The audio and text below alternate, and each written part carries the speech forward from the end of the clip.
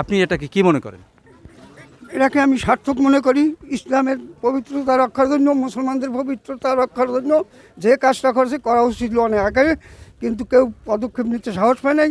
এই জন্য বর্তমানে প্রেক্ষাপটে যে করছে, এই জন্য আমরা সবাই একমত। এটা সুন্দর কাজ।